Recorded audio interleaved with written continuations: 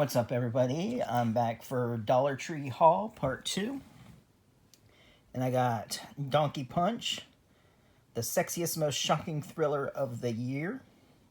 It's Dead Calm meets Very Bad Things. There's the back. Pure nasty fun, a bloody blast. Special features, deleted scenes, making of, director interview, cast interviews, director commentary. After meeting at a nightclub in a Mediterranean resort, 7 young adults overindulge in champagne and ecstasy. Completely letting go of their inhibitions, they capture their wild partying aboard a luxury yacht on video camera. But when their reckless sexual endeavors are taken too far, one of them dies in a freak accident.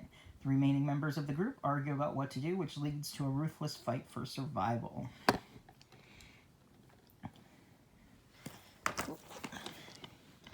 Next one, The Neon Demon, which stars Elle Fanning, Kapil Glusman, Jenna Malone, Bella Heathcote, Abby Lee, with Christina Hendricks and Keanu Reeves. There's the back. Hypnotically beautiful, stylish, crosses fashion with horror, an over-the-top finale. From Nicholas Winding Refn, I'm butchering names, whatever, sorry, comes a terrifying and erotic vision of the cutthroat high-fashion modeling world. Jessie, played by Elle Fanning, has moved to Los Angeles to pursue her dreams of glamour and fame, but must contend with the city's dark side and seedy motel manager, Keanu Reeves, though her high-powered agent, Christina Hendricks, and her new best friend, Ruby, played by Jenna Malone, believes she's got what it takes to be a top model. It's a treacherous road to stardom. Thrust through the lens of an intimidating photographer and into the runway of an infatuated designer, she clashes with a dangerous duo of bloodthirsty models who hunger for her youth and vitality and will stop at nothing to devour it. Next one, we got The Cured. The Cure is just the beginning. There's the back. Special features, behind-the-scenes featurette, theatrical trailer. Just when you thought nothing new could be done with the undead. What happens when the undead return to life? In a world ravaged for years by a virus that turns the infected into zombies, and stickers covering it up, is the last found-wrenching process of reintegrating society begins. Among the formerly afflicted is Sean, a young man haunted by the horrific acts he committed while infected. Welcomed back into the family of his widowed sister-in-law, Ellen Page, Sean attempts to restart his life, but is society ready to forgive him and those like him? Or will fear and prejudice once again tear the world apart? Pulsing with provocative parallels to our troubled times, The Cured is a smart, scary, and hauntingly human tale of guilt and redemption. We got The Dwelling. They're dying to get out. And back. A young woman with a tormented past receives custody of her troubled niece when her sister becomes institutionalized. In an effort to communicate with her deceased mother, the young woman and her fiancé, along with her niece, move into an old haunted house. Deep within the dark confines of the house, they unleash a spirit from within an old black mirror. With each passing day, the threat to the family becomes increasingly significant. The entity tries to collect the niece's soul. In the end, the young woman must decide whether to let go of her past or her future. Got Playback.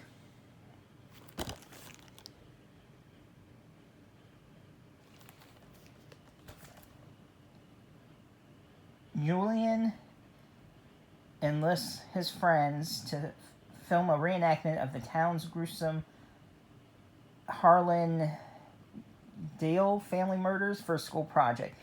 He asks social outcast Quinn, an employee at the local news station, to assist with video equipment and research.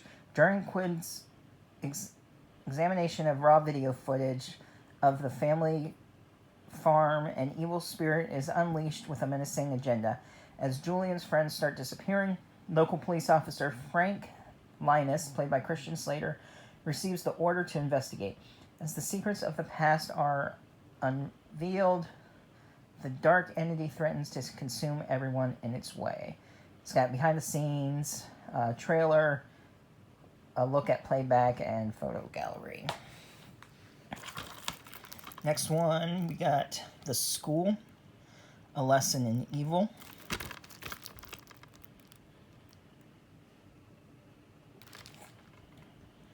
Dr. Amy Winter Craig, an attractive, successful sturgeon. Yeah, she's a fish now. Surgeon struggles to cope with her emergency room duties and those of a young mother looking after her hospitalized son who's fallen into a coma.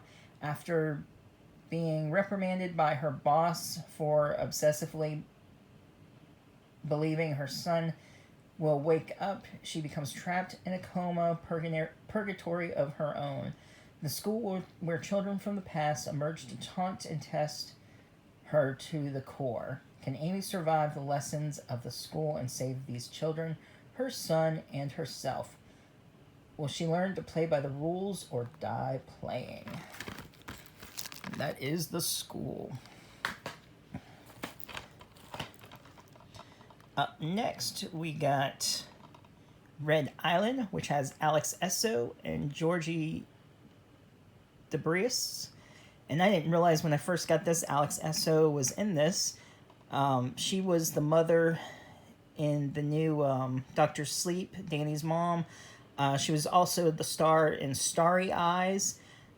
She was in The Drone. There's a couple other things I can't think of offhand. But I was lucky enough to meet her last year at a convention. It was her first convention, or second, I think she said. But it was fun. Joked around when the hotel screwed me over with some money and stuff. But anyway, that's another story. But she does really good movies. I enjoy it. Check out The Drone was a good one if you haven't seen it. Okay. Anyway, back to this. Hoping to repair a stale relationship, John accompanies his archaeologist girlfriend, Amy, played by Alex Esso, island to locate ancient native artifacts. They are intrigued by the discovery of archaic cave markings and a long-lost sacred mask. But when the relic disappears, a series of strange occurrences lead them to the realization that a mythological creature has been unleashed and is hunting them down. Escaping the island is their only chance for survival. Next one, The Summoning. There's the back. Bodies can be burned, but spirits never die. Rachel Irvinson has been renting a room from a middle-aged couple of Sugar Land, Texas, and is soon to be graduated from law school when her preparations for a mock case lead her to uncover dangerous secrets about this small town built around a sugar manufacturing empire. After the homeowners take a trip out of town and leave her home alone, Rachel senses something eerie following her. Detective Jonathan Silva refuses to take on Rachel's case since there seem to be no human suspects. He changes his mind, however, upon realizing that, human or not, whatever is trying to kill Rachel is likely connected to the kidnapping and murder of his own 6-year-old daughter. Can Sylvia figure out how to stop Rachel from being the next victim, or will it be too late?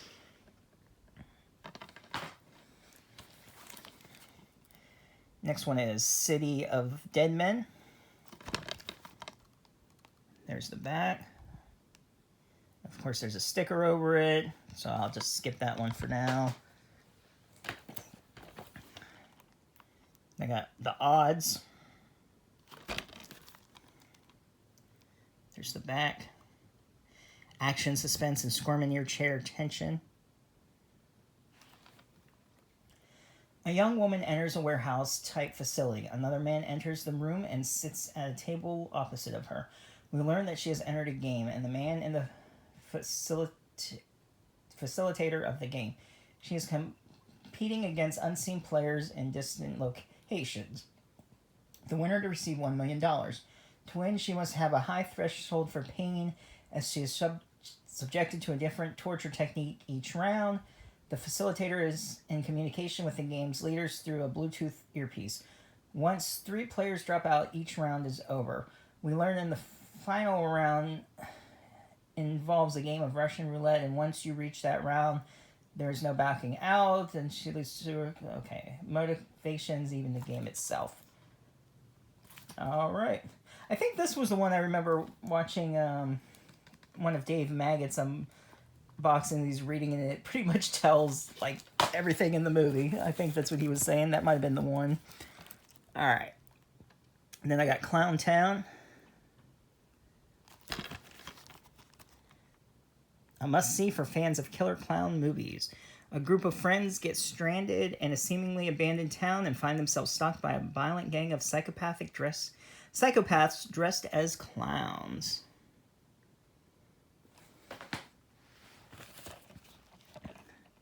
I got The Win, Demons of the Prairie. It says fans of The Babadook and The Witch are likely going to fall under the picture's cold spell.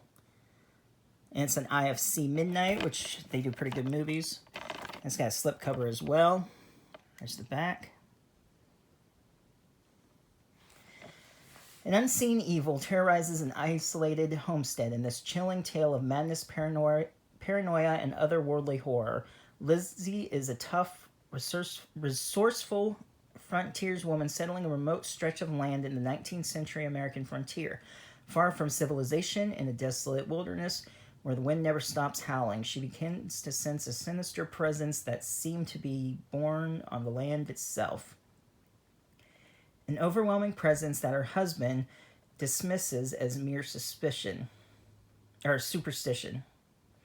When a newlywed couple arrives on a nearby homestead, their presence amplifies Lizzie's fears, setting into motion a shocking chain of events. Masterfully blending haunting visuals with pulse-pounding sound design, director Emma Tammy invokes a godforsaken world in which the forces of nature come alive with quivering menace. Alright, I'm going to go ahead and do a part 3 and end it there. Leave a comment, let me know which one of these movies you picked up, or if you want me to do a review on any of them, let me know. If you're new to the channel, be sure to subscribe, hit that bell for notifications, and see you next time.